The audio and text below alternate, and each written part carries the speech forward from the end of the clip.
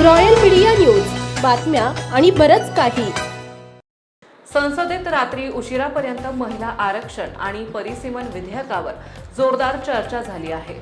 संध्याकाळी 4 वाजता महिला आरक्षणावर मतदानही होणार आहे. दरम्यान महिलांना संसदेत 33% आरक्षण देणार महिला आरक्षण अधिनियम 2023 गुरुवारपासून लागू झाला आहे.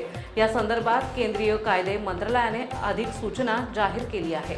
संशोधनावर संसदेत चर्चा सुरू असताना 16 एप्रिलपासून हा कायदा लागू करण्याची अधिसूचना का जारी करण्यात आली हे मात्र अद्याप स्पष्ट झालेले नाही.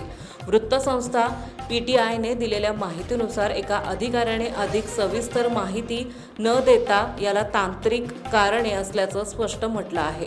अधिनियम लागू होऊनही वर्तमान लोकसभेत महिलांना याचा लाभ तत्काळ मिळू शकणार नाही. संबंधित अधिकाऱ्यांच्या मते महिलांसाठीचे आरक्षण पुढील जनगणनेच्या आधारावर परिसीमन प्रक्रिया पूर्ण झाल्यानंतरच लागू केले जाईल.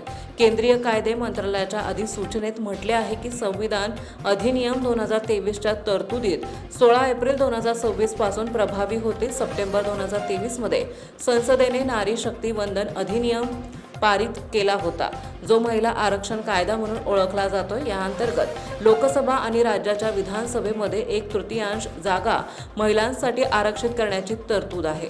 मात्र 2027च्या जनगणनेनंतर होणाऱ्या परिसीमनाशिवाय हे आरक्षण लागू होऊ शकत नाही, असे यात स्पष्ट करण्यात आले होते. सध्या लोकसभेत ज्या 3 विधेयकावर चर्चा सुरू आहे त्याचा उद्देश हे आरक्षण 2029 पासून लागू करणे हा आहे. तत्पूर्वी केंद्रीय संसदीय कार्य मंत्री किरेन रिजिजू यांनी सांगितले की महिला आरक्षण विधेयकावर शुक्रवारी संध्याकाळी 4 वाजता मतदान होईल. संसदेत सुरू असलेल्या महिला आरक्षण आणि परिसीमनाच्या चर्चेबाबत रिजिजू म्हणाले की पंतप्रधान मोदींनी सर्वांनी याला पाठिंबा देण्याचं आवाहन केलं आहे. त्यानंतर कोणत्याही भ्रमाला वाव उरलेला नाही. गृहमंत्री अमित शहा यांनीही दक्षिण भारतात निर्माण होणाऱ्या शंका आकडेवारीनिशी दूर केल्या आहेत. असे असतानाही जर कोणी विरोध करत असेल तर तो या मुद्द्यावर राजकारण करत आहे.